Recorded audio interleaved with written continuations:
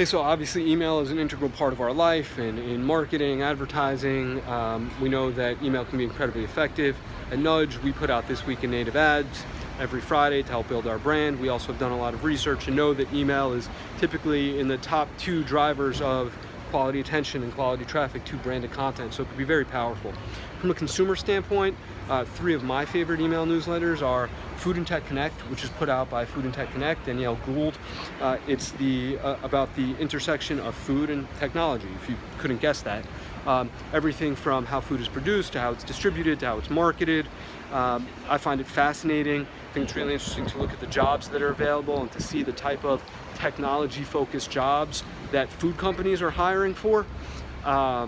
Obviously interesting events and just a lot of articles, M&A, all the things you'd expect from like an in-depth industry newsletter. Dixon Betty's is number 2. So that's put out by Steve Bryant, who's a fascinating guy and runs a content agency called Dixon Betty's. Per the newsletter I just received, it looks like it was acquired by an organization called the Article Group, which I was not familiar with, but I'm excited to learn more about.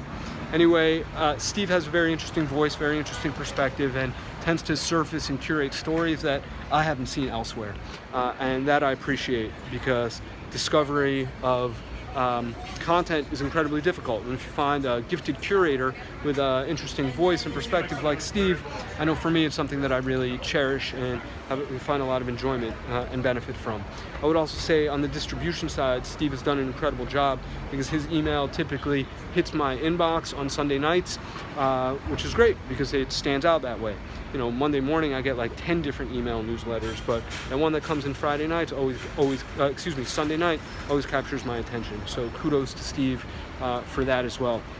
And then the third email that I love is the Lefsetz letter from Bob Lefsetz. If you're not familiar, Bob is a music attorney out in LA. He's been running the Lefsetz letter for years. It's no frills. It's just his thoughts. It's not really curating content. Sometimes you get 3-4 emails a day. Sometimes you don't get any for a week. It's Bob's perspective. It all starts with the seed of his background and experience in music, but then it goes out and talks about politics and culture and entrepreneurship and business and life overall. Very insightful, very thoughtful. I very much relate to Bob's like East Coast curmudgeon-y roots. It's a lot of fun to it's a lot of fun to read. It's feels very human. Feels like you get to know Bob by actually reading this.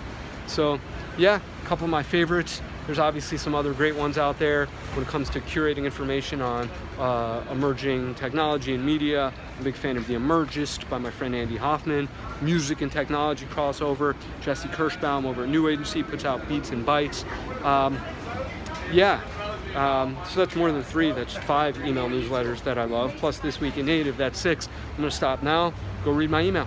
Have a great night.